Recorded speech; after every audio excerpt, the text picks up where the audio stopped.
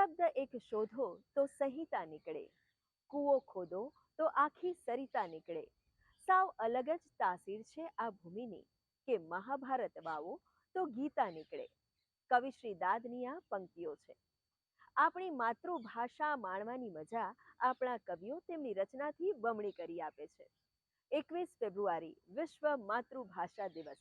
આજે જ્યારે પ્રાદેશિક ભાષાઓ અન્ય પ્રચલિત ભાષાઓના પ્રભાવમાં દબાઈ રહી છે, ત્યારે આજે જાણીએ ગુજરાતીમાં સારું શિક્ષણ આપતી કેટલીક शैक्षणिक संस्थाओं विषय। ज्ञान की भाषा मातृभाषा होनी चाहिए, क्योंकि उससे ही ज्ञान का सही सार्थकार मिलता है। આવા અનેક સ્લોગન અને પ્રેરક ઉદાહરણો જાણ્યા બાદ પણ બાળકને માતૃભાષાને બદલે અંગ્રેજી માધ્યમમાં મૂકવાનો ક્રેઝ વધ્યો છે. ત્યારે આ પડકારની સામે અડગ રહી આજે પણ એવા વિદ્યાલય છે જે ઉત્તમ શિક્ષણ ગુજરાતીમાં આપી રહ્યા છે.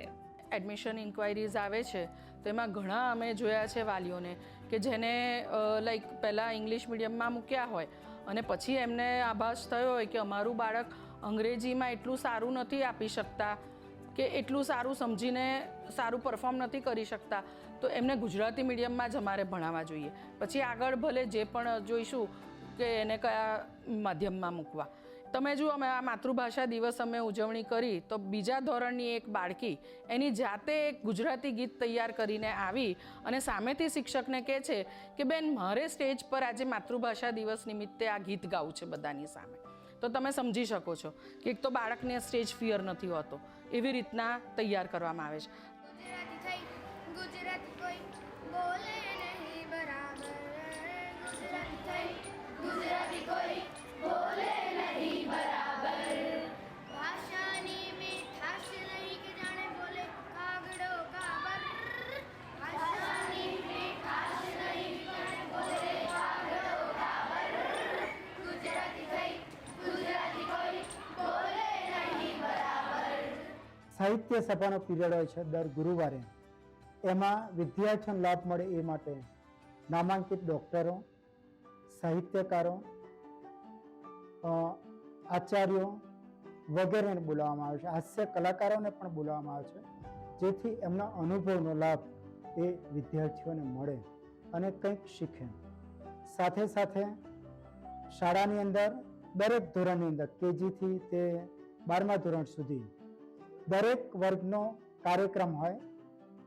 5 કાર્યક્રમો એમણે આપવાના હોય અને એ 5 કાર્યક્રમો એવા હોય કે સામૂહિક કાર્યક્રમો હોય, જેમાં વર્ગનો દરેક વિદ્યાર્થી સ્ટેજ ઉપર એક વખત તો જઈ આવે, જેને કારણે એનો સ્ટેજ ફિયર દૂર થાય. જ્યારે 700 વિદ્યાર્થીની સામે કોઈ વિદ્યાર્થી બોલે ત્યારે એનું સ્ટેજ ફિયર દૂર થાય અને એ સારો વક્તા બની શકે. એ ગુણો પણ કેળવવામાં આવે છે. ભાષાના કારણે બાળકોના મન અને મગજ ઉપર થતી અસરોને જોઈ નવી શિક્ષણ નીતિમાં પણ પ્રાથમિક શિક્ષણ માતૃભાષા ઉપર ભાર મૂકી અવનવી યોજના ઘડવામાં આવી છે. સાયન્સમાં એવા અલગ અલગ રિસર્ચથી એ નક્કી થયેલું છે, પ્રૂવ થયેલું છે કે તમે માતૃભાષા શરૂઆતમાં વાપરો, ખાસ કરીને પહેલા 5 વર્ષ જ્યારે મેક્સિમમ મગજનો વિકાસ થતો હોય છે, ત્યારે એનો જે મગજ જે ભાષા શીખતું હોય છે એનું વધારે ડેવલપમેન્ટ થતું હોય છે. એટલે ચોક્કસ એના બુદ્ધિ શક્તિમાં, આઈક્યુ ડેવલપમેન્ટમાં, એના કોમ્પ્રિહેન્શન એટલે કે એની સમજ શક્તિમાં, ભાષા સમજવામાં, બધામાં એનો વધારે સારો ઉપયોગ થતો હોય છે. કારણ કે એ વખતે વધારે વાયરિંગ પણ ડેવલપ થતું હોય છે, કામનું વાયરિંગ રહેતું હોય છે ને નકામું નીકળી જતું હોય છે. ત્યારે જે તમે ભાષા નાખો છો, જે વસ્તુ નાખો છો, એ એને આખે જીવનમાં દરમિયાન એને મગજના વિકાસમાં અને એના કેરિયરમાં એને મદદ કરતી હોય છે. ઘણા વાલીઓ એવા છે જે બાળકને ગુજરાતી માધ્યમમાં મૂકવાનો આગ્રહ રાખે છે, પણ વાસ્તવિકતા જોઈએ તો ગુજરાતી માધ્યમની શાળાઓનું પ્રમાણ પણ ઘટ્યું છે. મોટા શહેરોમાં જૂજ શાળાઓ જેવી રહી છે, જ્યાં ભાષા સાથે ગુણવત્તા પણ જળવાઈ રહી છે. બાળકના અભ્યાસ વિશે વાત આવે અને ખાસ કરીને ભાષા વિશે તો આપણને ઘણા બધા સવાલો હોય છે અને મને પણ સવાલ હતો. અને પછી મને ખ્યાલ આવ્યો કે જો હું માતૃભાષામાં ભણીને ડૉક્ટર બની શકતો હોઉં તો મારા બાળકો કેમ નહીં, આપણા બાળકો કેમ નહીં. અને મને બહુ જ ગર્વ છે કે મેં મારા બંને બાળકોને પ્રાથમિક અભ્યાસ માટે ગુજરાતી માધ્યમ અને ખાસ કરીને એનું પ્રાકૃતિક વાતાવરણમાં એનો અભ્યાસ થાય એના માટે વૈદિક સંસ્થા આધારિત ચાલતી સંસ્થામાં એમનો પ્રવેશ કરાવ્યો છે. આજે અનેક પરિવારોમાં બાળકોને હોમ સ્કૂલિંગ તેમજ ઓપન સ્કૂલિંગમાં મૂકવાની નવી રાહ પણ શરૂ થઈ છે, જ્યાં વૈદિક પરંપરાની સાથે વિજ્ઞાન અને યુગાનુકૂળ શિક્ષણ આપી નવી પેઢીને તૈયાર કરવામાં આવે છે.